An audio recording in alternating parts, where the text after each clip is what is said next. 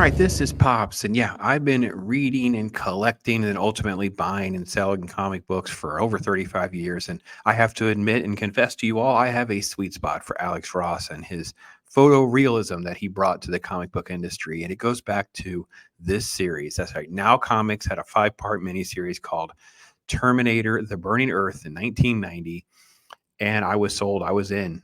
So I thought we'd go back there a little bit, show some love for the Terminator and Alex Ross's incredible work.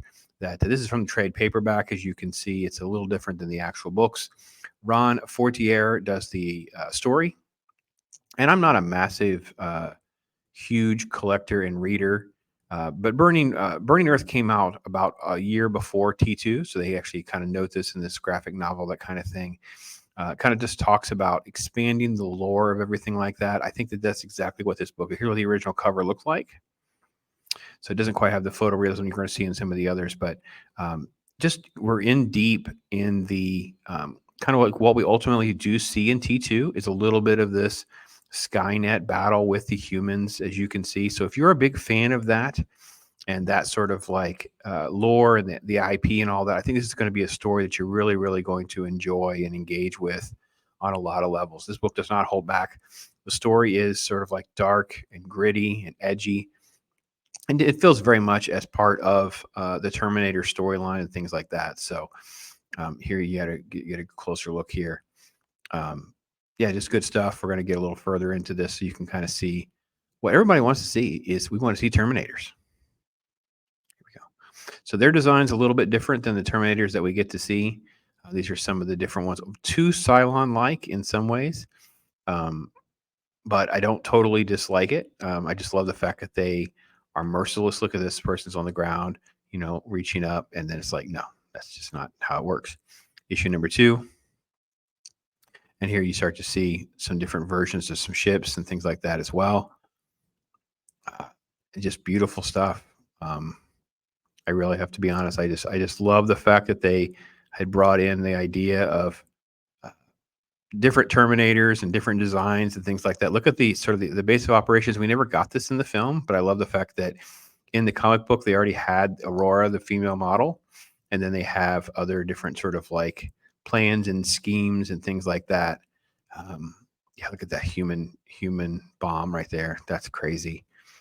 So yeah, I really just always loved the human struggle. How would you survive? This is what's gotten lost. They're just too busy trying to gimmick themselves and come out of all these really bizarre twists and stuff like that. After the second Terminator, it just got too far away from Sarah Connor.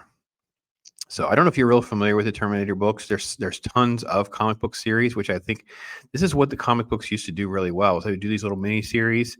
They would thread things together, but it wasn't like you didn't have to have read Burning Earth to read some of the others. So you could kind of bounce around and ping around depending on what you found at the time.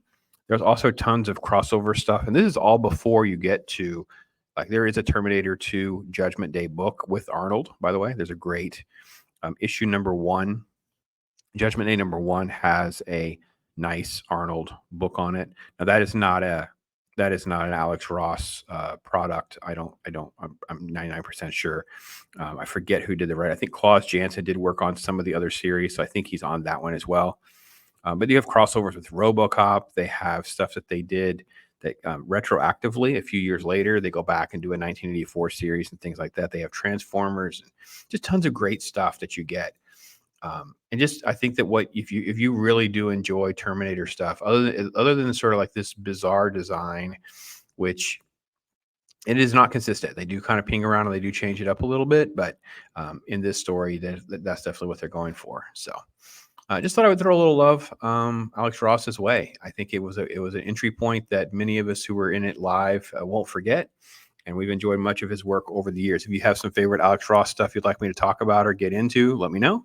Think about doing sort of a special time just dedicated to some of his work, but with time constraints, it kind of gets away from you sometime. But glad we carved out a minute here to just give some love for Terminator Burning Earth.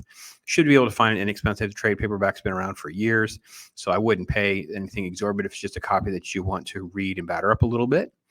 If you're in it for just the covers, those could be a great options for graded only, because those are just beautiful books on the outside, not necessarily something that you may want to crack open again. Just have it on the wall as a nice decoration tribute for being a Terminator fan. So, thanks for watching and listening, everybody. I am Pops.